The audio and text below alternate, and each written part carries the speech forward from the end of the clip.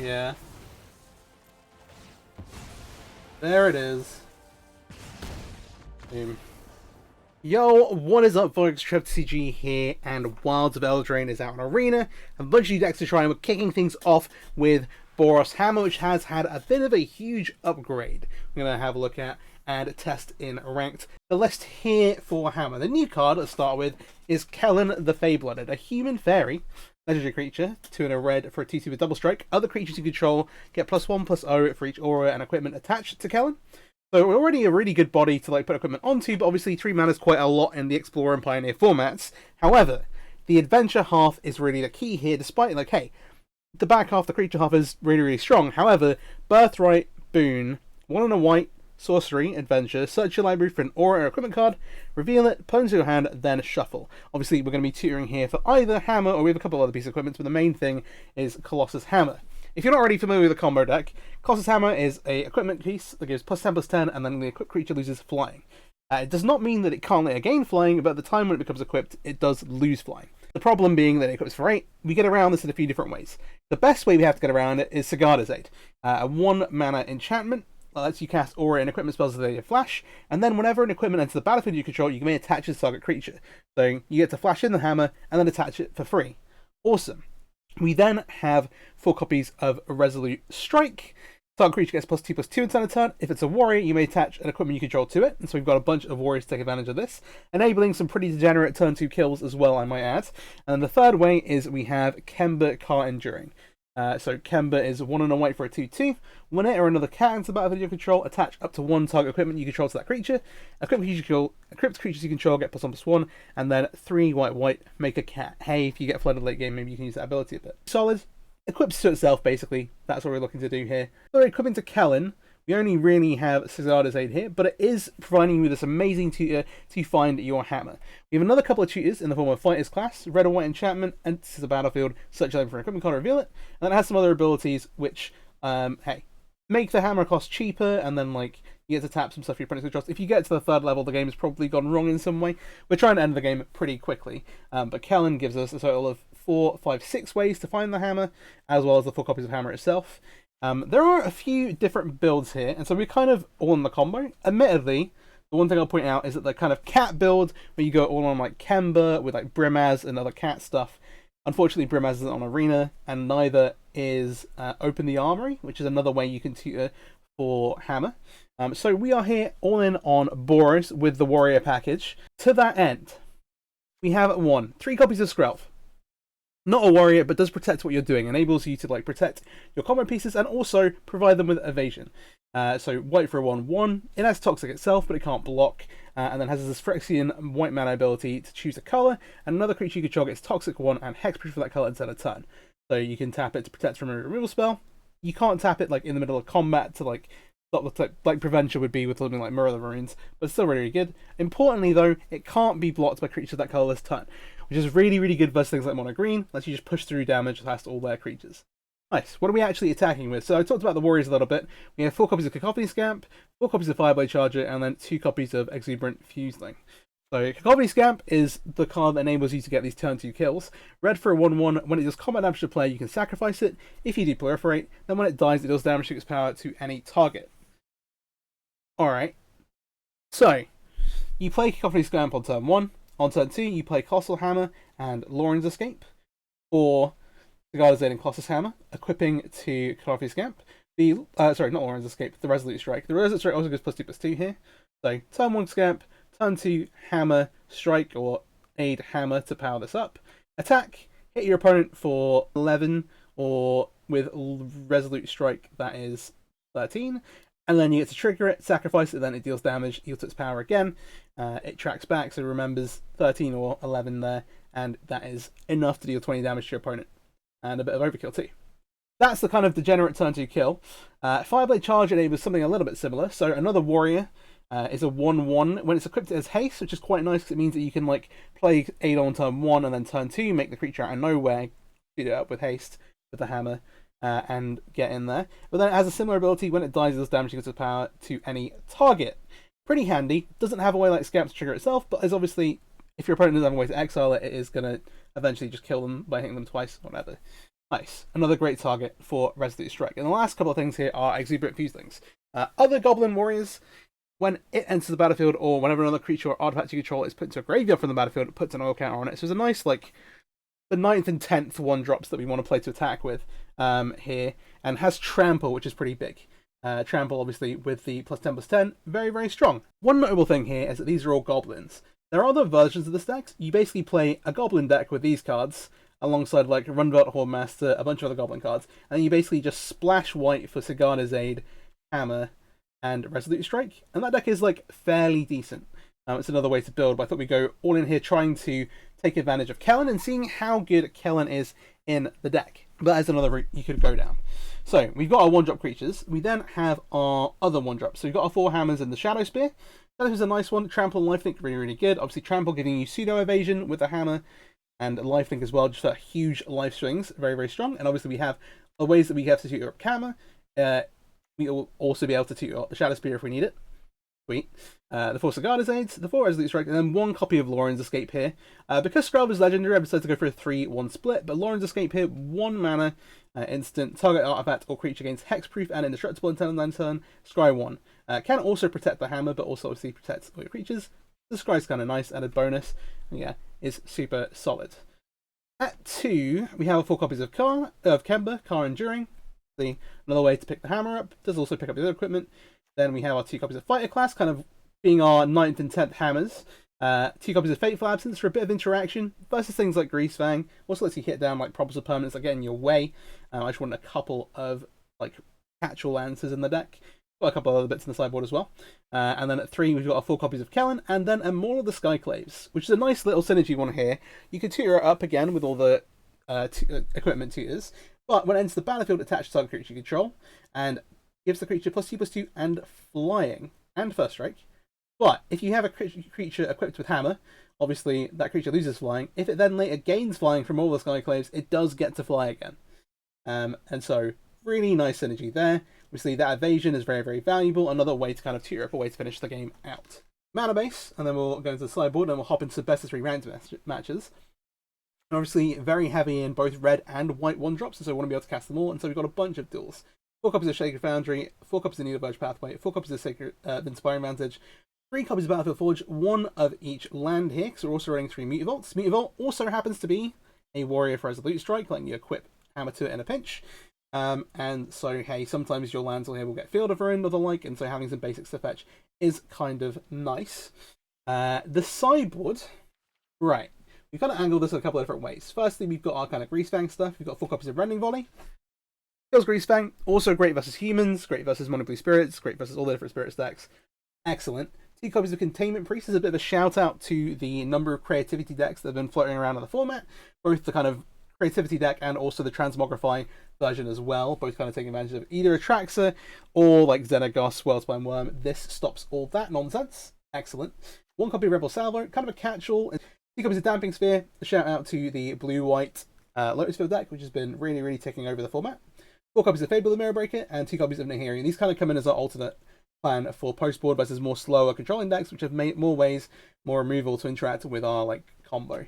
And so the idea is basically we play Fable and Nahiri, as Nahiri manages to give you ways to bring the hammers back when they die to like artifact removal your opponent's boarding in, as well as just being ways to generate advantage, discarding, drawing, kind of going through your deck. Fable obviously has 2 halves your opponent has to kill, and then also lets you loot for your combo pieces, and so just really, really solid there, just boarding into more durable stuff, and some inevitability with Nahiri being able to bring back those pesky equipments. Oh well, the equipments that get picked off by your opponent's pesky equipment removal. Right. Let's hop into some ranked games. If you're not already, please do subscribe to the channel. I'd really, really, really appreciate it. And let's go. Alright, first match with the new improved hammer.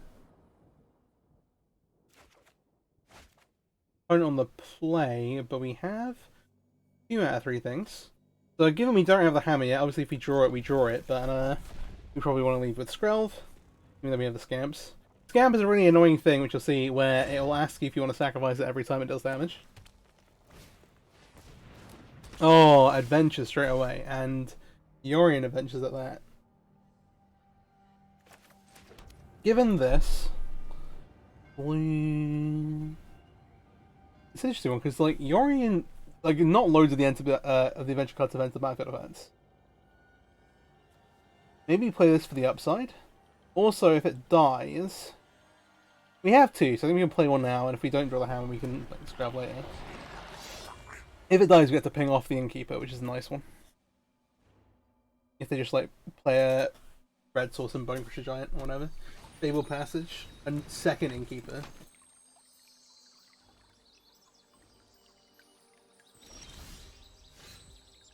So the way I'm going to sequence this, I'm going to play the Sagana's Aid, make them want to block, otherwise they die. And this basically lets us 2-for-1 their creatures. It's like, hey, I have Sagana's Aid, if I have a hammer, you're dead if you don't block. Like, eat both your creatures, please.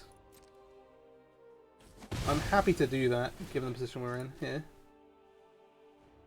I could Resolute Strike to save, but I'd rather keep hold of that. And I'm going to play the Skrelv out now, because we don't actually have a fast kill. And then this will protect us in future turns versus future Bone Crusher Giants. But it also means, like, hey, they kind of need to giant this away straight away. Okay, Lucky Clover. We've seen blue and green cards, which we know blue from the Orient, but we've not seen red. I've played a 4-color adventure deck with white cards and red cards. I'm playing Omnath and Karn beforehand. What I'm gonna do here? Make the Forge, make our creatures. I'll cast the Fuseling first.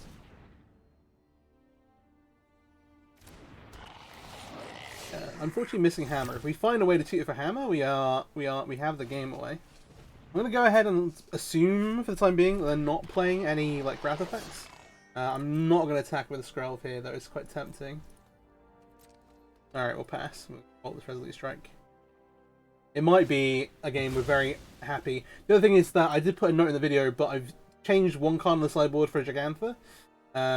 So instead of the 3-mana removal spell, because we've already got the Fateful Absences main deck, like we probably don't want to board in like the third of those, when we already have the Answer to Greasefang. And so we have a couple of those for like Planeswalkers and Shieldred, so I'd rather have the Gigantha, which is much more valuable in matchups where we're like kind of either getting flooded or just not drawing towards a combo, or like versus control, that kind of thing. Alright, they do get a red source, so they're on at least Rug, which is what I'd expect. Given we've not seen... this might be go get a white source, actually. They're going to get 2 lands here. This is the power of Adventures. It is a slow deck, so things like Greasefang, things like very fast aggro can really take advantage here. If you're trying to do Clover into Beast Giant things, you're not really spending mana to interact with what your opponent's doing. But if you get to the big stage, so yeah, we do see 4 colors. Without like a swamp, you can't play land binding for 1, but getting the second land here, they'll be able to have access to binding if they want to. Curious what they do with it if they cast one. Okay, they got a blue source, not a red one. I was expecting maybe red and then Bone Crusher Giant copied. Okay. Something around untapped as well. 3 mana. Alright. Now, drawing Charger is not my idea of fun. But we'll go to combat here.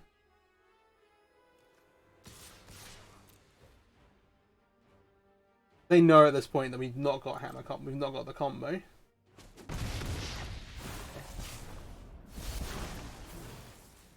Make sure you hit decline. You don't want to sacrifice it. I'm gonna shock myself. I'm gonna add Gigantha and play a Flame Blade Charger here. Right. We've got 3 mana. They've got anything they want to do. I'm curious. There's also the new. Oh, that's not too bad. Okay, so it's a double. Boros Giant.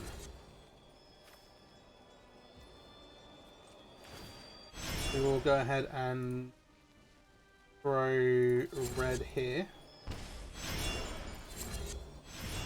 Returns it. Yeah, we'll get a counter because our creature dies. And hey, alright. Now they're getting to 7 mana. They can cast a Beast Giant, but there's still like a little bit of trouble if they decide to do that. Because they might decide to go like 3-drop, kind of spinning wheels here a bit. Yeah. Unless they just have loads of cards they want to cast anyway. I don't love Iori in the Adventure Shell. Just because obviously these creatures do not have battlefield abilities. Hey. Like, Karuga, unfortunately, you can't play because Clover, you. This is kind of sad. Yeah, we don't really have another line. We'll make the Gigantha. Yeah, we have 10 ways in our deck to find the hammer, between the hammer itself and the tutors. We can play more than that, but you really don't want to have, like... If you draw, like, loads of them, then it's very bad. Another Clover. Cast the Bone Crusher. Alright. Oh, I like this attack. What do you block with? I still don't have some stuff alive. The thing is that they're actually kind of running... They don't have any adventure spells left in hand now. So we're actually going to get us off the board. We can power up the Fuseling while we're here, but I don't want to give away everything.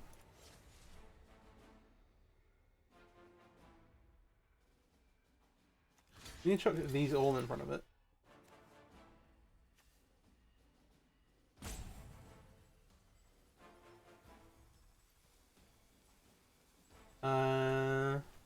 Actually, you know, this time we take the hit.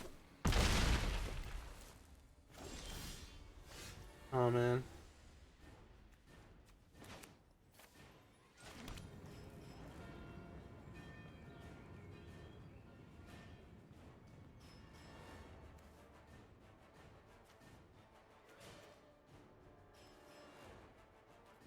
You don't need this to go now, he's in combat. I'm just gonna pass. There. Yeah, he just got really flooded. Fortunately. There's like 21 lands, that's with the 3 meter vaults as well. It's pretty reasonable. We've not like we've got any like mana creatures. A little unfortunate. They could obviously have something there, but kind of incentivized to make something of it. I'm gonna block like this. Yeah, they order. They try and resolute strike here. Logic being that is if these trade off, the Flame Charger can kill the Boros Giant. Kind of nice. You like that? Now if they're drawn into like a spell. I'll also say if they're doing Leyline Binding Omnath things, then the cave bird. That makes more sense. But alright.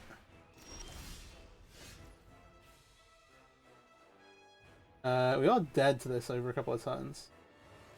Pretty awkward. We're close to being able to activate Kemba, but unfortunately we've just drawn nothing here. Yeah, Fable. If you want to see my take on this like a week ago, before the set came out, or alternatively, I'll be...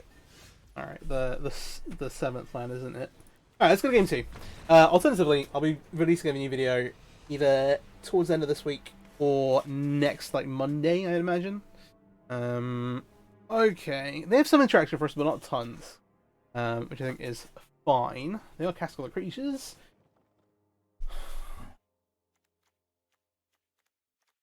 I think kind of everything. The one thing is that we don't really care about any of their creatures. I'm gonna bring in some Fables, which let us kind of loot towards our combo a little bit better. But yeah, see how that goes.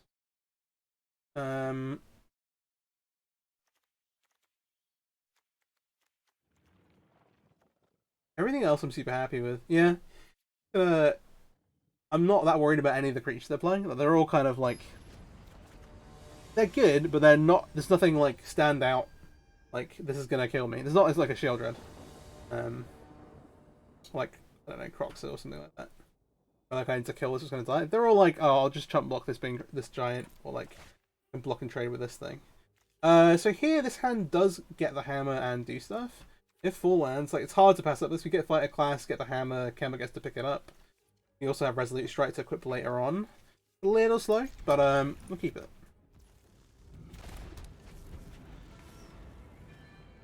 Don't emote, please. Alright, cool. That is a creature that we can equip to later. We should just start with grabbing a hammer. There we go. Alright. Already doing much better than the last game. That was an accident. Alright, they're going to shock. Given that they have shocked, we don't necessarily want to extend too hard here. Maybe we wait? Oh, we have double... They're going to shock as a response.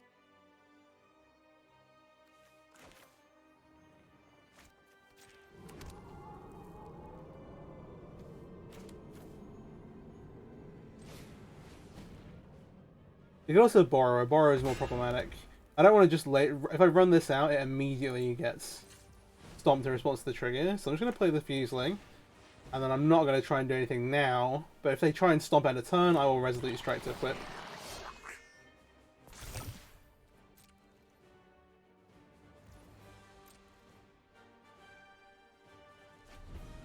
Alright, they're going to let that go.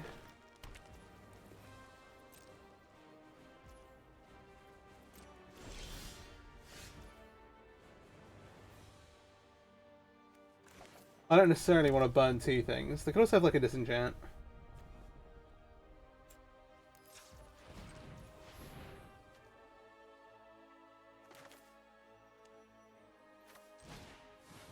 Oh, I was meant to leave up double white. That is rough. So, let's see if they have either a bounce spell or like an actual kill spell.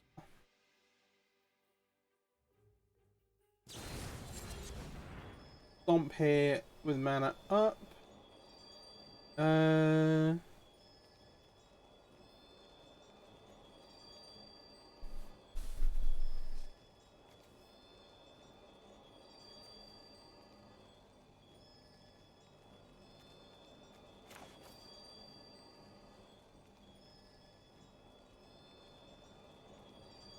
think we let this go and equip to the Fuseling.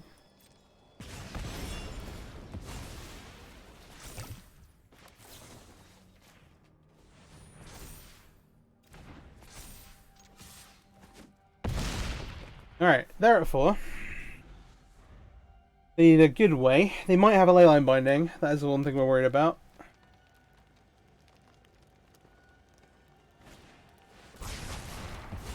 The other return removes the artifact, but we get the counter still. And so we can just go pop my guy. Yeah, cool. Alright, game number 3 then. After that, is there anything I still don't like? Like, I think... Lorans, they showed some sweepers. Maybe I do want to just go like, alright, we'll just bring all the fables in. I have to worry a little bit about getting flooded. But then, like, also, what are we cutting? We're not, necessarily needing to gain the life back with Shadow Spear, but the trample might be really useful. We're on the draw as well. Yeah, I like not being loaded with 3 drops on the draw. I think that's fine. Let's roll like we had before. Nice.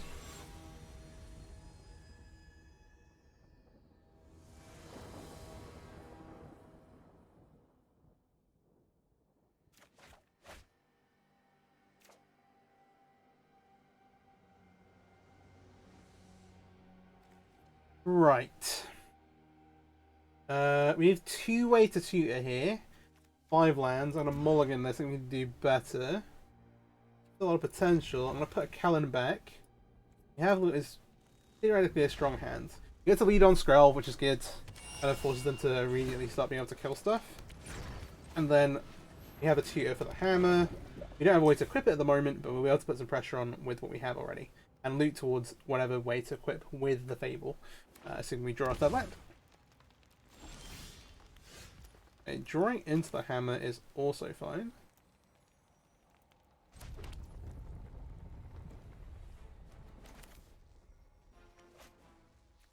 Hexproof also doesn't get around the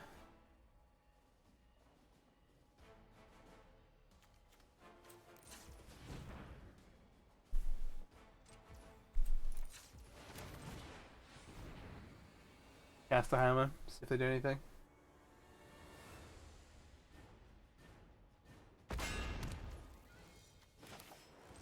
I basically don't want to play both these creatures this turn in case they have the sweeper. And so doing it this way around, well, not even this way around necessarily, but playing one creature out here and getting the hammer out of our hand is fine. Given we have another one to tutor for if it is the card that we draw. Okay. And yeah, they have to basically kill the Stealth. That gives us a bit of an indicator that they don't have a sweeper here. So Fable is of course very good. Alright, we have another hammer to hand. Awkward. Do we thin things out here? I think at this point, maybe look for the maul.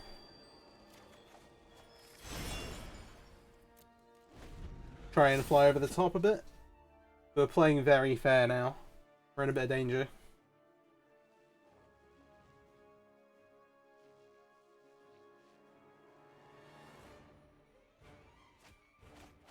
Alright, discarding some cards.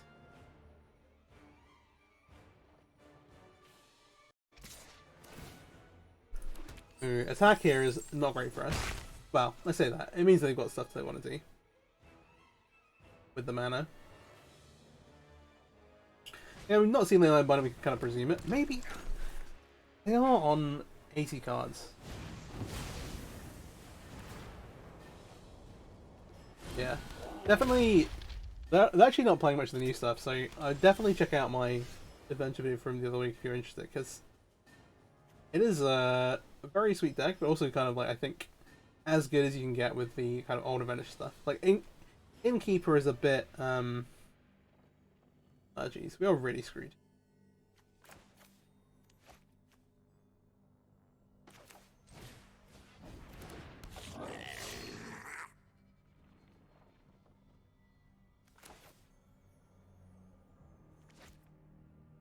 What happens if we do something board wipe? I mean, we need to draw land anyway, don't we?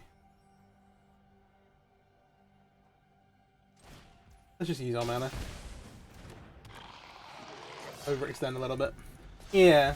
My kind of take on the adventure deck is that actually Innkeeper is very slow. Like, it's only actually drawing you cards once you like cast another thing. But it also is like the only card on the deck that dies to like the front half of Fatal Push without them having triggered Revolt. And then also a bunch of the other early removal floating around the format. And playing just like a fair game plan, you can kind of be immune to most of that stuff. This is annoying, but we'll make some blocks. Kind of need to deal with the reflection. It's unfortunate because we don't really have the resources to deal with that, big man. We're going to 13 with this.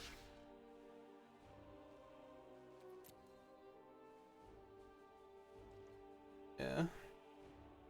That's rough.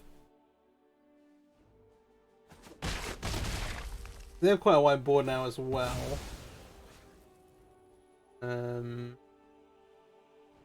Oh yeah, they only got damage to one, didn't they? We'll kill the Innkeeper. We'll use him with the reflection anyway. But hey.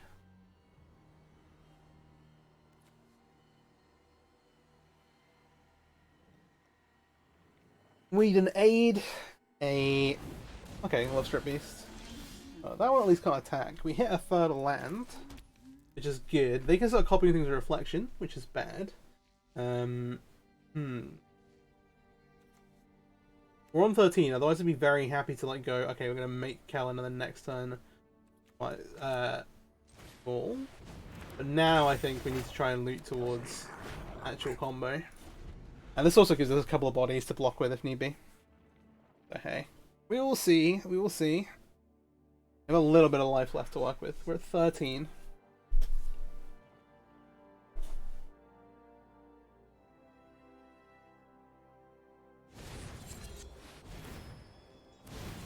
Ah. Hey, wishes.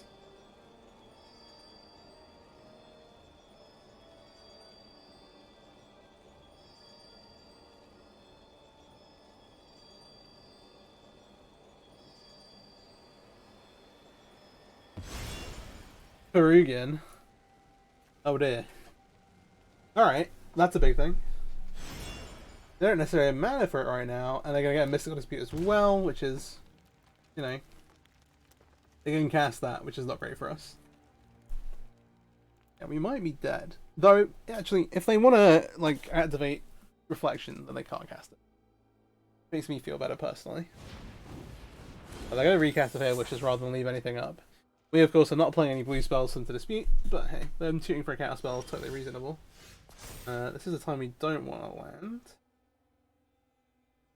Kind of need them more, but the Fae Wishes actually invalidates it a bit.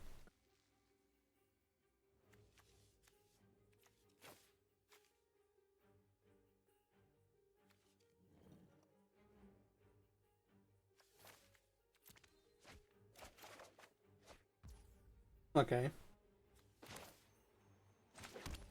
These are also not winning things. Let's cast Kellan rather than thin our deck again. So we can maybe go get the Shadow Blade later. We still want to keep a hammer in hand in case we draw into the Sigarda's Aid. But oh dear. Currently they have 6/7 mana, which means if they make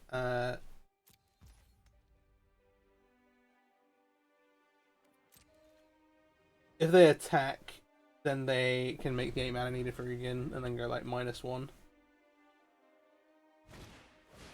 They're gonna escape the wilds instead. Okay. Okay, yeah, we see Omnath stuff. I guess they're mostly playing 80 cards so they can just have all the cards in the deck. There's not nothing to flick it, but yeah. I ended up playing Gigantha and then actually ended up cutting it as well.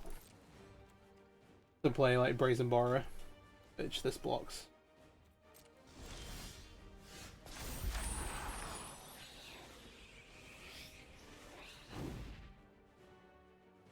Alright, 5th line isn't necessarily what we want.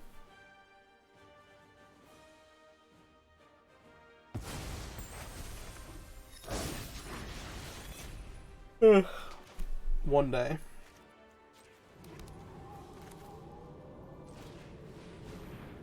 Let's fire his class up. The way this is playing at the minute, they can end a turn, make a copy of something with Reflection. I don't know how I feel about it all.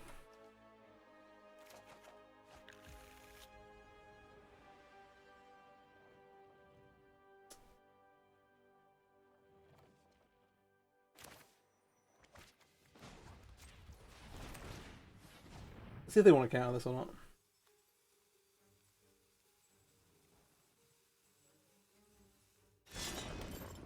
With the Fighters class, we're not that far away from actually leveling it up.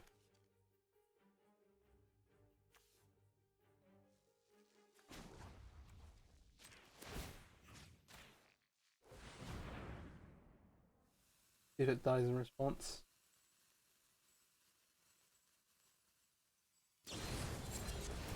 Yeah, we kind of needed this to go. We needed them to kind of ignore it.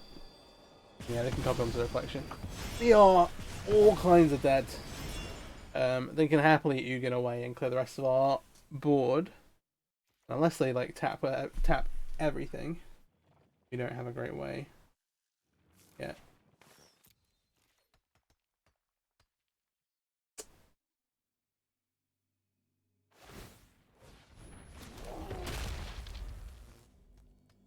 I think I am... Let's see what they actually do with Ugin. They get -1, but well, they got mana to copy here. 4, 5, 6, 7, 8. Yeah, sure. We are dead. This actually can't attack, but hey, we can go to. They can do exactly 13 actually with the Fae Wishes. All right, next game. Next game. All right, match number 2. Yeah, game 1 got pretty flooded. Could not buy a hammer to save our lives, and game 3 we could not buy a way to equip a hammer. Save our lives. So hey, let's see if we can do a bit better here. We do have Sigarda's Aid here. Can we? This is definitely a keep. We just need a way to, oh well, we need a hammer or a way to find one. I'm gonna go ahead and turn one the charger. I don't want to reveal that we're Sigarda's Aiding yet. They might work that out for this. There's also a, just completely separately, there's a red-white Goblin Rally deck as well. Okay, that's kind of nice. Allied Fountain is a little awkward, because it means I'll have some interaction probably, but let's go ahead and find ourselves a hammer. The jig is now completely up, of course, but hey. We have a Cigar's Aid, the hammer, we have a Resolute Strike later on to equip it, we have Kemba to pick it up, we have Kellan, so our priority now is resolving this Colossus Hammer one way or the other. See what our opponent does. Obviously don't want to run it straight into a counterspell either. So let's start with Cigar's Aid.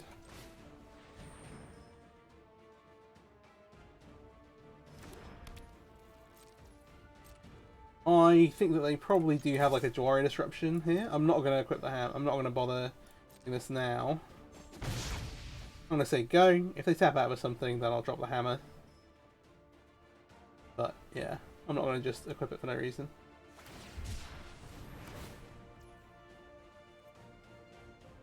Yeah. We'll do this now. This is a window we get the hammer into play. We can pick it up again. We can pick it up with Kemba. We can equip it later on with Resolute Strike. Now we just have an 11 sitting around. If they have a way to exile the hammer while it's in play or something like that, then yeah, not great. But for the time being, well, they're going to tap out.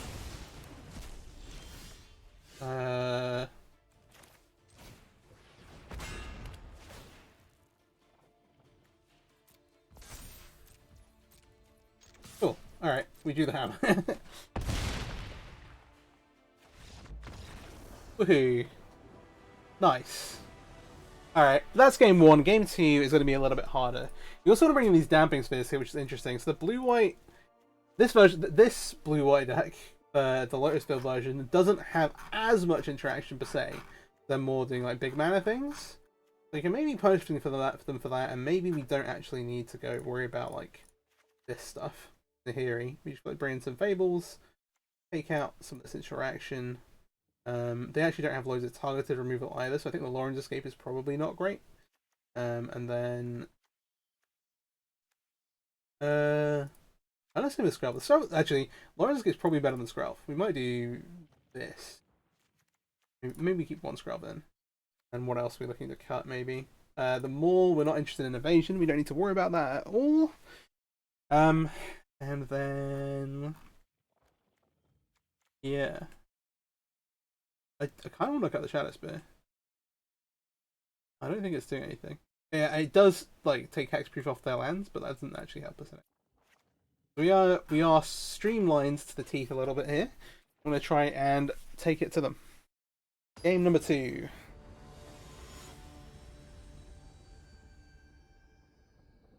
That is the upside of this deck, is that you do have this like, oh yeah, I just kill you. And again here, we have Cigar's Aid, we have Colossus Hammer, we've got a 1-land hand. On the draw, I'm going to keep this. Given we have the Aid, the Flame Charger, double hammer here, like it's hard not to. We do also draw the land. And I'll leave with Cigar's Aid, get it into play where we can, and they can't interact with it. And the cool thing now is that we get to Flame Blade Charger. Okay, they're gonna scrying for a land. Oh, okay. This is actually, we didn't really see the green cards last game, but this is the Bant version of the deck. Where like they're very much more consistent on getting this, but they are a lot more susceptible, say, to. So the nice thing about charges is being able to do it this way around. 11. If we actually play the Scampon one, then like, hey, yeah, Cigar's Aid, Colossus Hammer on turn 2 is just death, but. I wasn't expecting them to just tap out on that turn 2. I thought they'd have something up, would that be some interaction? And I thought getting the Cigar's Aid down through any possible counter magic was more valuable. Because we have way more creatures. They might just be dead here. Gee, that's also possible. Shockland down to 5. They're going to pass. I'll cast Mutavault. We're going to play a new Flame Blade Charger.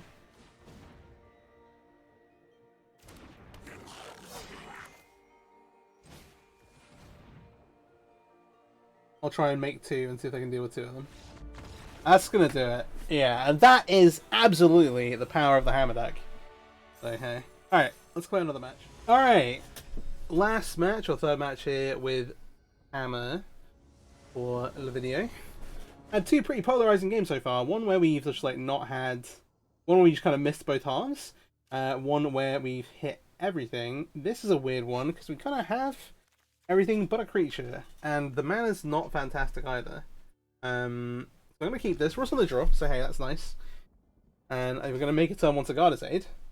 I think. Ooh, do we like spirits with that if I waste? Yeah. Okay. Mausoleum Wanderer.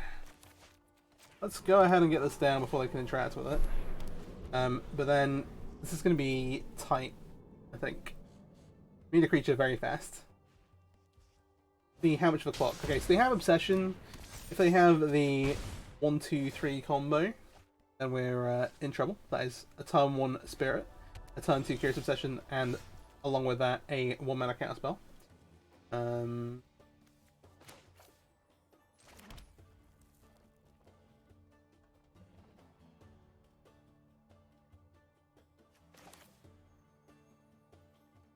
This is a weird one. I think I play this. Yeah, we just try and get a creature in play. Test them. If they have the 1-mana counter spell, then hey, look, there's not really much we could do. But all of a sudden it resolves and we've got power on play. We have ways to tutor for another hammer. We have a hammer in hand. No onus is on them to not mess up at this point. We'll see how that goes. It's hard to mess up when you have a pile of cards and a deck full of counter spells. So, hey. We'll see.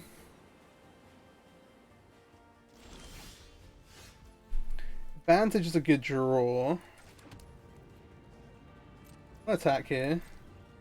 What they want to do.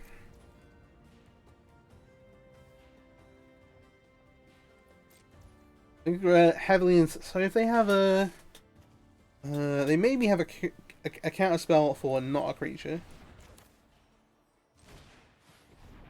We're gonna do this.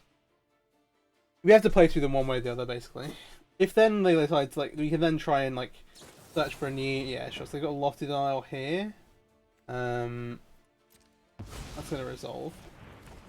They take 2. Like we're at least doing damage. And we can either fight this class or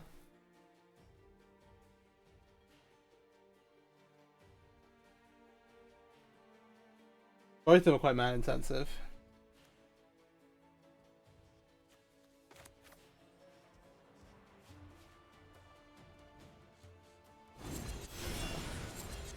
I can use Kellan's Adventure Half. We'll get a new hammer for now. We just have to try and find lethal. Again, we have the Resolute Strikes once we have the hammer in play, which, alongside the Mutavault, can kind of sneak damage through. They're at least not adding to their clock here. But that could change very quickly. The Spirit Set can find like a turn 2 come out of nowhere. Getting that in there as well gave our opponent an opportunity to mess up. Oh, this is interesting. We're gonna do the thing again, re-attack. Let's see if they block. See what they have. And whether they're worried.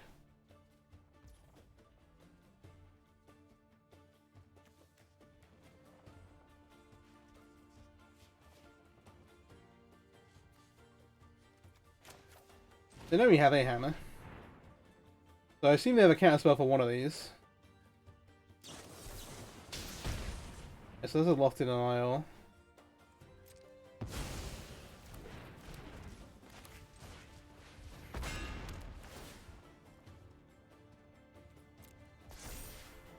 $13 is a lot, but it's not quite.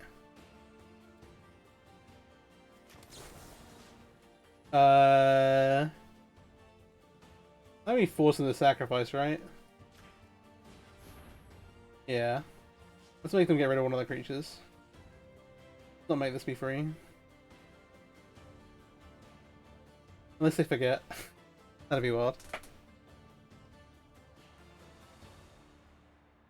If you're ever like what stage we are here, it should tell you here like which phase you're passing to. It's very easy to get like See, like, these cards both take out of that. Alright, well. Alright. No complaints. Let's bring all the rending volleys in. We want to make the deck as the least clunky possible. So actually, the more the Sky closes, despite giving us flying blockers, is not something we want around. We're not interested in Skrelv. They're not really playing targeted removal. We're not interested in Lauren's Escape. You know, you want to add one thing back.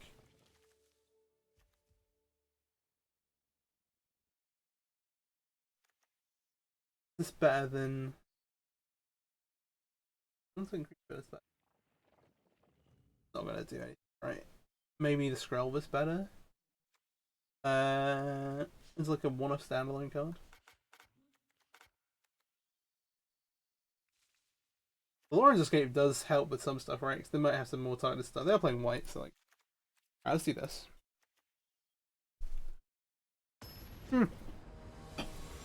Maybe that's worse than Skrelv.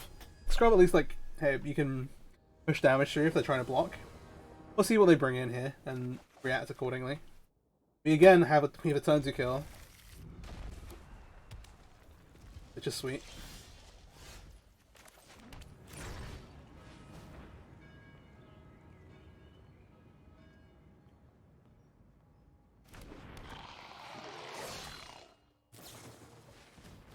I don't expect to actually get to do this, but we will see what they have. They want to re-Cacophony Scamp.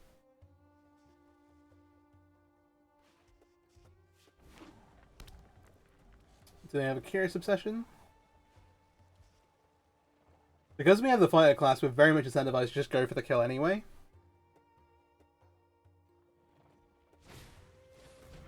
Yeah, they got an Obsession up. They have 1 mana.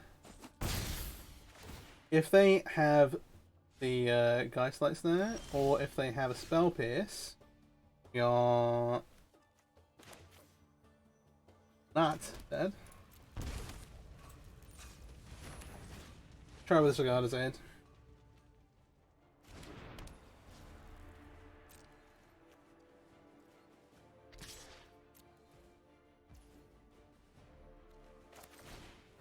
If this resolves, do we get to live in Magical Christmas Land? Or do they have the 1-2-3 combo? They're reading too many cards. I don't know what to feel good about or bad about it.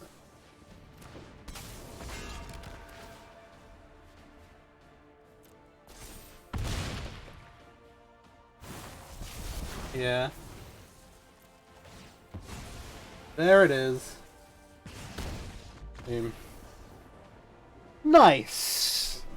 We like that. We like that. Alright, I'll see you in the wrap-up. Alright, well, that has been Boros Hammer, the new take. Kellan, you know, we didn't do much with this as a creature, but obviously having those extra tutor threats is super, super valuable. It's a strict upgrade over Open the Armory. They're both 2-mana sorceries and fight equipment, but Kellan obviously is a creature on top of that for later in the game. Is just better on the whole. I think that change we made for bringing the Giganthin over the last removal spell on the sideboard is good and just helping games you get flooded, which can happen. But what we largely saw is, hey, we either do what, well, saying hey, we either do our thing or we don't do our thing is a little silly. But we have our 10 1-drops here, like our kind of things we want to attack with, and 10 things in terms of 4 Colossus Hammers, 2 Fighters classes, and 4 copies of Kellan. And we saw that, like, hey, there are some games where we don't have the hammer, sometimes games we don't have the way to equip the hammer. So, like, 4 Resolute Strike, 4 Sigarda's Aid, 4 Canberra, that's about as good as it's getting. Obviously, hey, you want to go play this in a strike, you get a bunch of other stuff. The deck is amazing there. Definitely check that out if you are interested in the historic format. But in terms of Pioneer, Explorer, we've kind of just got what we've got. We can't really increase the number of these. We can increase the number of tutors. So currently we're playing 4 Colossus Hammer, 4 copies of Kellan, and 2 copies of Fire Class. The Fire Class is a little awkward in that, like, if you draw multiples, they're just kind of... If you get to use the front half, then it's kind of dead. You could take this back up to 3, or maybe even 4. But I think if I wanted to do that, if I was going to do that, I would want to streamline some other stuff. And so we've got Fable of the Mirror Breaker currently sat on our sideboard. And I've kind of ummed and ahed about it being in the main deck a lot. It does a really, really good job of being like, hey, regardless of the other stuff we're doing, deal with this side with the token, this side with the back side, but then also the most important bit in a way, as well as kind of absorbing some removal, is you get to discard 2 cards, draw 2 cards, and you get to find the bit that you're missing. If you've got extra like equipment or ways to find equipment, you can discard those, and you get towards your ways to equip. And I think that might be the way to go, but then obviously you need to find some space to do that. Whether you're cutting some of the protection stuff to be more on the combo, whether you are like trimming some of the extra equipment. Like obviously the more the Skyclaves and the Shadow Spear weren't like super imperative in games you saw today, but like versus aggro decks like mono white, mono red, the Shadow Spear is amazing and is really, really strong. And again, we're like pushing through damage with Trample here and flying over the top with more, both really, really good. You could maybe cut some of the interaction, like the Fateful Absences, and be like, alright, our combo can be faster. Let's try and just focus on that. I think that's one way to play. If you're not playing Mutavaults, I think maybe you could cut down to 20 lands. But again, if you're boarding in 3 drops, you want to make sure that you have the lands to cast them. And so I think I would try and fit a couple in. I might not play the full 4 copies of Fable, which sounds like heresy. You either play 4 or 0, right? But I was like looking at playing like 2 maybe, and you could trim a couple of like maybe you trim some of the protection, maybe you trim the Loran's Escape here, or you don't play the Fateful Absences, and just like slide in a few. And I think that could be pretty solid. I do like the 10 creatures. The Goblin version of the deck, I think I will play at a later date in a different video. But we'll leave it for now. That is solid, but again, it's kind of like Goblins is a very, very good deck by itself. Either the black-red version with Call of the Dark Dweller, or the red-white version with Rally the Ancestors. And so I think the actual like normal Goblin deck is probably better, but maybe at some point I showcase that as well. I do have a video recently on the Rakdos Goblin deck. If you want to check that out, it is really, really good. It's taken down a lot of big tournaments recently. But yeah, as a concept, I think Kellan is great. The shell is really, really good. Just some slight tweaks to make it a little bit more consistent, I think. Bring a couple of Fables in, and we're in a really, really good spot. Having more ways to tutor for the hammers that also provide you with a threat to deploy later on, really, really great. Games like Spirits, like we got a little fortunate there. Our opponent maybe misplayed a bit. The second game, like, hey, look, once you go to blockers, you don't want to block the Cacophony Scamp, except that you need to because you're dead. It's like, do they have it? Do they not have it there? Or game 1, I think they forgot about the Mazzling vulnerability, which is obviously an unfortunate one on their part. But hey, we would maybe those games would have gone differently. That deck in particular puts a lot of pressure on you early to be able to do as much as possible. And like, if you get stumble at all in those kind of matchups there, or versus some of the aggro decks, for example, or even versus like Creativity, where they're just like, they can just kill you on turn 5 if they go Creativity. And so, yeah, you should need to be doing your thing. Yeah, I think the deck is really, really solid. I'm going to play it a bunch more and experiment with some different versions. So if I come up with any new tech, or if you've got any new tech, please do leave it in the comments as well. And thank you for watching. If you're not already, please do like, subscribe. If you've got any ideas, feel free to comment below. And also share it around if you're in any like Explorer, Pioneer, Discords, Reddits, I don't know. Yeah. Cheers. Thanks for watching again. Peace out.